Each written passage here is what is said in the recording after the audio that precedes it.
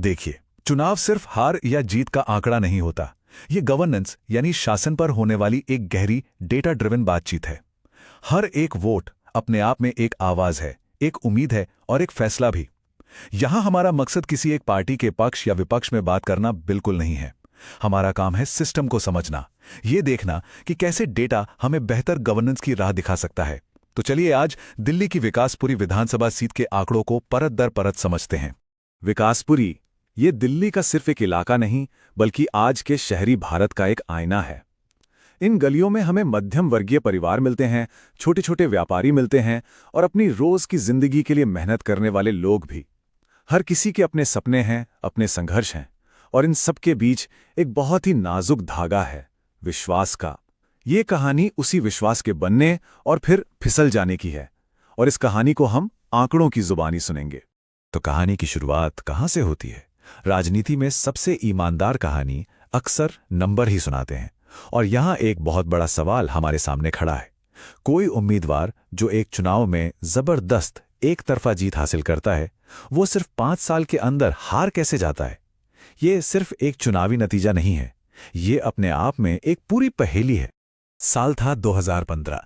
आम आदमी पार्टी के कैंडिडेट महेंद्र यादव 42,000 से भी ज्यादा वोटों के भारी मार्जिन से जीतते हैं। सोचिए, 42,000 वोट, ये कोई छोटी मोटी जीत नहीं थी, ये एक लहर थी। जनता का एक साफ और मजबूत फैसला जो ये दिखा रहा था कि लोगों का उम्मीदवार और पार्टी पर कितना गहरा भरोसा है।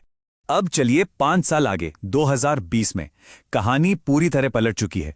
वही कैंडिडेट, वही पार्टी, लेकिन नतीजा बिल्कुल उल्टा। करीब करीब 13,000 वोटों के अंतर से हार। अब इस उतार चढ़ाव को समझिए। +42,000 से -13,000 पर आना, यह कुल मिलाकर 55,000 वोटों का एक बहुत बड़ा स्विंग है। चुनावी राजनीति में इसे एक भूचाल की तरह देखा जाता है। अब जरा इन नंबरों को और करीब से देखते हैं। 2015 में आम आदमी पार्टी का वोट शेयर था लगभग 56%। 2020 आते आते ये गिरकर 45% पर आ गया, यानी सीधे सीधे 11% की गिरावट। वहीं दूसरी तरफ बीजेपी का वोट शेयर 38% से बढ़कर लगभग 50% हो गया। और सबसे दिलचस्प बात जानते हैं क्या है? वोटर टर्नआउट यानी वोट डालने वाले लोगों का प्रतिशत लगभग उतना ही रहा। तो इसका क्या मतलब हुआ? इसका मतलब यह हुआ कि लोग घरों में नहीं बैठे, उन्होंने सक्रिय होकर अपना मन बदला। यह साफ तौर पर विश्वास का एक ट्रांसफर था, एक पार्टी से दूसरी पार्टी की तरफ। तो अब सवाल के दूसरे हिस्से पर आते हैं। अब सवाल ये नहीं है कि क्या हुआ, सवाल यह है कि ऐसा क्यों हुआ। देखिए, किसी भी चुनाव का नतीजा सिर्फ नंबरों का खेल नहीं होता।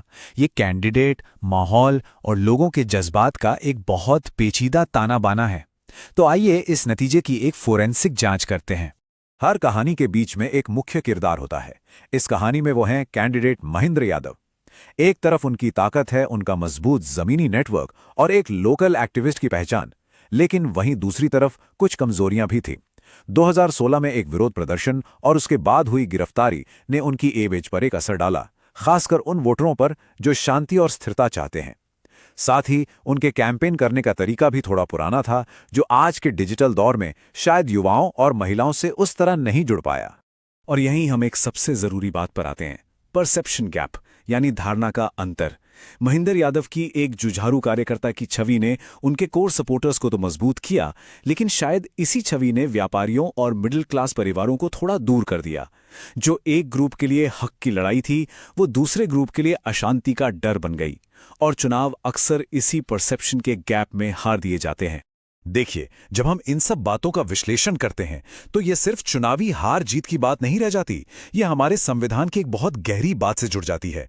लोगों का अधिकार कि उनकी बात सुनी जाए और उनका अधिकार कि वो जिम्मेदारी के साथ जवाबदेही की मांग करें। यही एक स्वस्थ लोकतंत्र की और हर नागरिक के सम्मान की नींव है। कोई भी विधानसभा सीट अपने आप में एक द्वीप की तरह नहीं होती, उस पर बाहरी ताकतों का भी बहुत असर होता है। पॉलिटिकल एंगल से देखें तो विकासपुरी दिल्ली में आम आदमी पार्टी और बीजेपी की बड़ी लड़ाई का एक मैदान था। इकोनॉमी की बात करें तो बढ़ती महंगाई ने हर घर को परेशान किया, जैसे सरकार की वेलफेयर स्कीम्स बहुत जरूरी हो गईं। सामाजिक तौर पर यहां अलग अलग समुदाय हैं जिनकी प्राथमिकताएं भी अलग अलग हैं। और टेक्नोलॉजी के लिहाज से जहां स्मार्टफोन ने हर वोटर तक पहुंचना आसान बनाया, वहीं गलत खबरों के फैलने का खतरा भी बढ़ा दिया। अब तक हमने कैंडिडेट को समझा, कैंपेन को देखा, लेकिन इस पूरी कहानी में सबसे जरूरी कड़ी कौन है? वोटर। अब हम अपनी पूरी तवज्जो उसी आवाज पर लाते हैं, क्योंकि दिन के अंत में गवर्नेंस का असली मतलब तो लोगों की रोजमर्रा की परेशानियों को दूर करना ही है।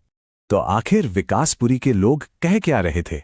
उनकी गलियों में, उनके घरों में, उनके मन में क्या चल रहा था? राजनीति की जो असल कहानी है वो यहीं से शुरू होती है। और जब हमने सुना तो ये 5 बड़ी शिकायतें बार बार सामने आईं।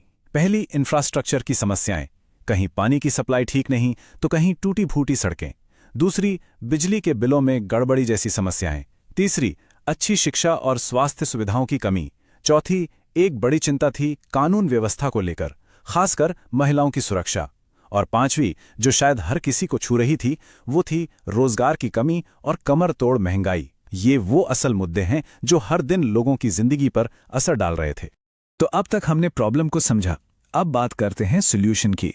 लोगों के टूटे हुए विश्वास को दोबारा कैसे जोड़ा जाए?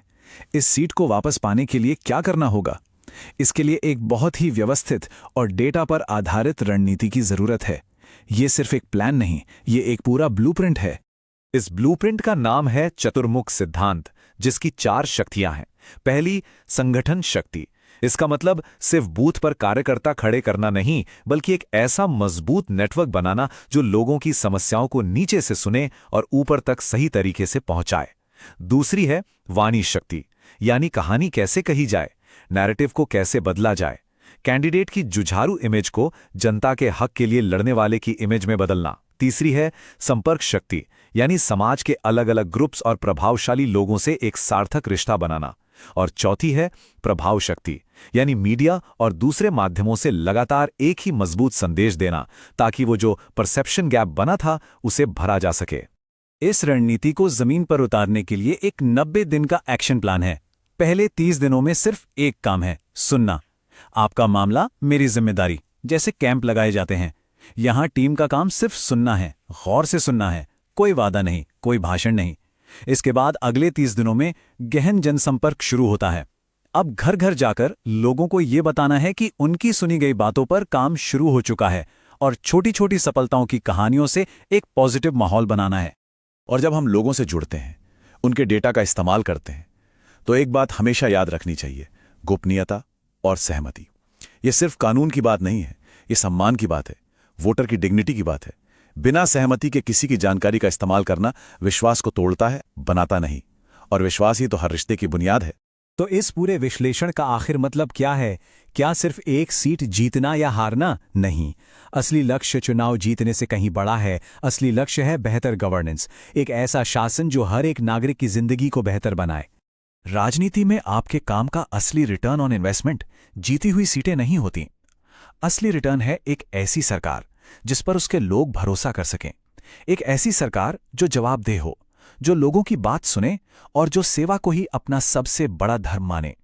चुनाव तो सिर्फ एक जरिया है, असल मंजिल तो गवर्नेंस है। तो हम अपनी बात इस आखिरी सवाल पर छोड़ते हैं, अगर जनता का फैसला ही आखिरी है तो ये कैसे तय हो कि ये फैसला सिर्फ हार जीत का नहीं बल्कि विश्वास का हो?